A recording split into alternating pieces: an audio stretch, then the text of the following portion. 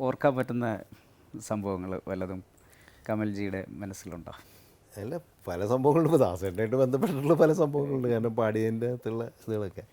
പക്ഷേ ഞാൻ രവിയേട്ടനായിട്ട് ബന്ധപ്പെടുത്തിയിട്ട് തന്നെ ഒരു സംഭവം ആലോചിക്കുന്നത്, ഇപ്പോൾ മഴയത്തുമ്പേ എന്ന് പറയുന്ന പടത്തിൽ ഇതേപോലെ പാട്ടുകൾ ചെയ്യാനായിട്ട് രവിയേട്ടൻ വന്നു. കൈതപ്രമാണ് അതിൻ്റെ ലിറിക്ക് എഴുതുന്നത്. അപ്പോൾ ആദ്യം ഒരു സിറ്റുവേഷൻ ഉണ്ടായിരുന്നു, ഒരു വളരെ റൊമാൻറ്റിക്കായിട്ട് ആ സിനിമയിൽ വളരെ പ്രധാനപ്പെട്ട ഒരു സിറ്റുവേഷനിൽ ഒരു പാട്ട് മദ്രാസിൽ വെച്ചിട്ട് ഞങ്ങൾ കമ്പോസ് ചെയ്തു. ശ്രീനിവാസനും ഉണ്ട്, ദാസേട്ടൻ പാടിയത്. ശരിക്കും പറഞ്ഞാൽ ദാസേട്ടൻ അമേരിക്കയിലേക്ക് പോകാനായിട്ട്, അന്ന് ഇടയ്ക്ക് അമേരിക്കയിലേക്ക് പോകുന്നുണ്ട്, പാട്ട് പൂർണ്ണമാകുന്നതിന് മുമ്പ് തന്നെ എന്നുവെച്ചാൽ ഓർക്കസ്ട്രേഷനൊക്കെ പൂർണ്ണമാകുന്നതിന് മുമ്പ് തന്നെ ദാസേട്ടനെ വിളിച്ച് ദാസേട്ടൻ്റെ പോർഷൻ പാടിച്ചു. പിന്നെ ചിത്രയും പാടണം. പക്ഷേ അത് ചെയ്ത് കഴിഞ്ഞപ്പോൾ ഞങ്ങൾ സ്ക്രിപ്റ്റൊക്കെ വന്നപ്പോൾ എനിക്കെന്തോ ആ പാട്ട് പോരാ, സിറ്റുവേഷൻ കുറച്ചും കൂടിയും അവരുടെ ഒരു ഇമോഷൻസ് കാര്യങ്ങൾ കൃത്യമായിട്ട് വന്നിട്ടില്ല ആ പാട്ടിൽ നിന്നൊരു തോന്നില്ല. അത് പലപ്പോഴും സംഭവിക്കുന്നതാണ്. പിന്നെ ഇത് എന്ത് ചെയ്യുമെന്നുള്ള ആലോചിച്ചാൽ അങ്ങനെ ബാക്കി പാട്ടുകളൊക്കെ കമ്പോസ് ചെയ്യാൻ വേണ്ടിയിട്ട് രവിയേട്ടൻ അത് പിന്നെ കോഴിക്കോട് വെച്ചിട്ടാണ് അത് ചെയ്തത്, മഹാറാണി ഹോട്ടലിൽ വെച്ചിട്ട്. അപ്പോൾ അതിൽ ആത്മാവിൻ പുസ്തകത്താളിൽ എന്നുള്ള പാട്ടുണ്ട്. എനിക്ക് രവിയേട്ടൻ്റെ എൻ്റെ സിനിമകളിൽ ഏറ്റവും പ്രിയപ്പെട്ടൊരു പാട്ടാണ് അത്, ആത്മാവിൻ പുസ്തകത്താളിൽ എന്നുള്ള പാട്ട്. ആ പാട്ട് കമ്പോസ് ചെയ്ത് ആ പാട്ട് റെഡിയായി. ആ പാട്ട് റെഡിയായി കഴിഞ്ഞപ്പോൾ അപ്പോൾ ഈ പാട്ട് രവിയേട്ടന് ഭയങ്കര ഇഷ്ടമായി. അപ്പോൾ അതിൻ്റെ ഒരു ത്രില്ലിലിരിക്കുന്ന സമയത്ത് ഞാൻ രവിയേട്ടനോട് ഈ സംഭവം അവതരിപ്പിച്ചു. ഞാൻ പറഞ്ഞു, നമ്മൾ നേരത്തെ റെക്കോർഡ് ചെയ്ത പാട്ട് എനിക്ക് അങ്ങോട്ട് നമ്മുടെ സിറ്റുവേഷൻ കറക്റ്റായിട്ട് അങ്ങോട്ട് ഇതാവുന്നില്ല. അല്ല, അത് ദാസേട്ടൻ പാടിപ്പോയില്ല, ഇനി എന്ത് ചെയ്യാൻ പറ്റുന്നുണ്ട്. ഞാൻ പറഞ്ഞു, അല്ല അത് അവിടെ ഇരിക്കട്ടെ, അത് നമുക്ക് വേറെ സിറ്റുവേഷൻ ഉപയോഗിക്കാം, എനിക്ക് വേറൊരു പാട്ട് ഇതേപോലെ ഒരു ഡ്യുവറ്റ് വേണം എന്നുള്ള രീതിയിലാക്കി. പക്ഷേ സെയിം സിറ്റുവേഷനാണ് സത്യത്തിൽ. അപ്പോൾ അത് നമുക്ക് ഉണ്ടാക്കാമെന്ന് പറഞ്ഞിട്ട് അങ്ങനെ പുള്ളി വളരെ ഇതായിട്ട് ഹാർമോണിയൊക്കെ ഇട്ടിരുന്നിട്ട് അപ്പോൾ എൻ്റെ കഴിഞ്ഞാൽ അപ്പോൾ തമാശക്ക് ഞാനിങ്ങനെ പറയുകയും ചെയ്തത് വെച്ചാൽ അത് ഭരതമായിട്ട് കണക്ട് ചെയ്ത് പറയാം. ഭരതമൊക്കെ കഴിഞ്ഞതിന് ശേഷമാണ് ഈ മഴയത്തുമ്പ് വരുന്നത്. അപ്പോൾ ഭരതം ഹിസൈനസ് അബ്ദുള്ള കഴിഞ്ഞിട്ട് ഈ ക്ലാസിക്കലായിട്ട് ബന്ധപ്പെട്ടുള്ള പാട്ടുകൾ എൻ്റെ പടത്തിലധികം വന്നിട്ടില്ല. അപ്പോൾ ഞാൻ വീടിൻ്റെ അടുത്ത് പറഞ്ഞ്, എനിക്ക് അങ്ങനത്തെ പാട്ടിന് ശരിക്കും ഒന്ന് മനസ്സുകൊണ്ടാകില്ല, പക്ഷേ നമ്മുടെ കഥയിലെ സിറ്റുവേഷൻ അങ്ങനെ ഒരു ക്ലാസിക്കൽ ബേസ് ആയിട്ടുള്ളൊരു പാട്ട് ചെയ്യാൻ നിർത്തില്ല. അപ്പോൾ എന്ത് ചെയ്യും വീട്ടിൽ ചോദിച്ചപ്പോൾ, ഒരു കീർത്തനം ബേസ് ചെയ്തിട്ടൊരു സംഭവം എങ്ങനെയുണ്ട്. അപ്പോൾ കൈതപ്രം ഉണ്ടാകും, കീർത്തനം ബേസ് ചെയ്തിട്ട് ലവ് സോങ് സിറ്റുവേഷനൊക്കെ എങ്ങനെ അല്ല അത് നമുക്ക് നോക്കാം എന്നൊക്കെ പറഞ്ഞിട്ട് വീട്ടിൽ ഹാർമോണിയം എടുത്ത് നോക്കുന്നു. ഒരൊറ്റ അപ്പം ഉണ്ടാക്കിയ പാട്ടാണ് എന്തിന് വേറൊരു സൂര്യോദയം എന്നുള്ളത്. ആ ഒരു കീർത്തനത്തിൻ്റെ ബേസ് വെച്ചിട്ട് അദ്ദേഹം ചെയ്തതാണ്. അതൊരു സംഗീതജ്ഞൻ്റെ ഒരു ഫ്രീഡവും കൂടി, അതിൽ നിന്നൊരു അതിമനോഹരമായൊരു മെലഡി ഉണ്ടാക്കിയെടുക്കുക എന്നുള്ളത്. രവിയേട്ടൻ്റെ പാട്ടുകളിൽ ഇഷ്ടപ്പെട്ട രവിയേട്ടൻ്റെ എനിക്ക് വേണ്ടി ഒരുപാട് പാട്ടുകൾ ചെയ്തിട്ടുണ്ടെങ്കിലും എനിക്ക് രവിയേട്ടൻ്റെ പാട്ടുകൾ ഇഷ്ടപ്പെട്ട പാട്ടുകൾ, എനിക്ക് മലയാള സിനിമയിൽ ഉണ്ടായിട്ടുള്ള ഏറ്റവും ഇഷ്ടപ്പെട്ട മെലഡികളിലൊന്നാണ് ഇത്. കാരണം വളരെ അപൂർവമായ ഒരു കമ്പോസിഷനാണ്, നന്നായിട്ടത് അതിൻ്റെ ലിറിക്സും ചേർന്ന് കറക്റ്റായിട്ട് വന്നു. അപ്പോൾ ഇത് കമ്പോസ് ചെയ്ത് കഴിഞ്ഞപ്പോൾ രവിയേട്ടൻ പറഞ്ഞ്, ആദ്യം ഉണ്ടാക്കിയ പാട്ട് നമുക്ക് കളഞ്ഞേക്കാം, അത് നീ പടത്തിൽ ഉപയോഗിച്ച് പോരുത് എന്ന് എൻ്റെ അടുത്ത് പറഞ്ഞു. നീ വേറെ അതെങ്ങനെ എടുത്ത് പടത്തിൽ ഉപയോഗിച്ച് പറഞ്ഞു, ഞാൻ ചെയ്യില്ല, ഇങ്ങോട്ടേക്ക് പറഞ്ഞു ഇത് തന്നെ ചെയ്താന്ന് പറഞ്ഞു. കാരണം ഇത് എനിക്ക് ഉറപ്പാണ് ഈ പാട്ട് തന്നതെന്ന് പറഞ്ഞു.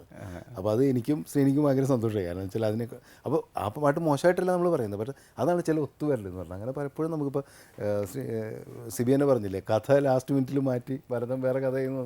ഒരുപക്ഷെ ആദ്യത്തെ കഥയേക്കാളും നല്ല സിനിമയായിട്ട് ഭരതത്തിൻ്റെ കഥയും സിനിമയും മാറി, അതൊരു നിമിത്തങ്ങളാണ്. അതുപോലെ തന്നെയാണ് ഇപ്പോൾ ഈ പാട്ടും സംഭവിച്ചത്. എന്തിനു വേറൊരു സൂര്യോദയം എന്ന ഗാനം നമ്മുടെ മുന്നിൽ വീണ്ടും അവതരിപ്പിക്കുന്നത് ദേവാനന്ദും അപർണയുമാണ്.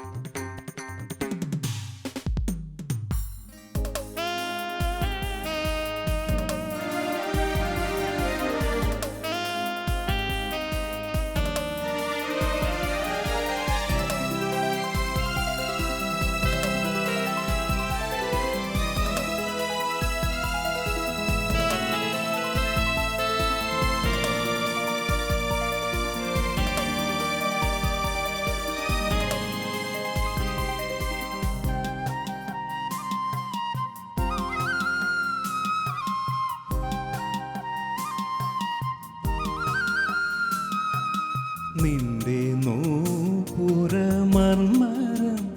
ഒന്നു കേൾക്കാനായി വന്നു ഞാൻ.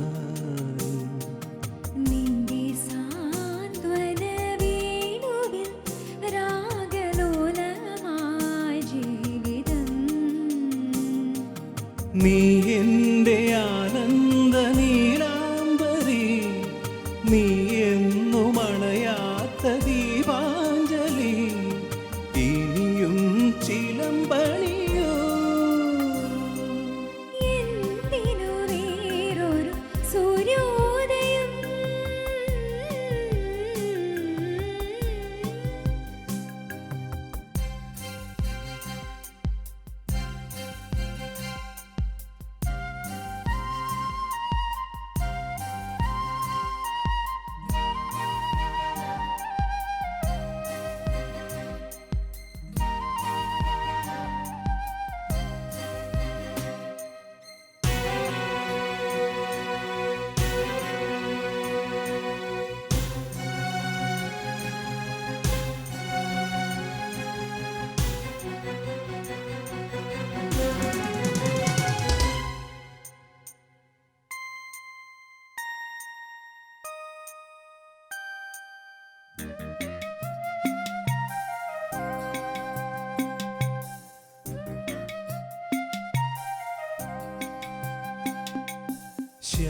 ശ്യാമഗോപികേ മിഴി പൂക്കളിന്നെന്തേ ഈറനായി.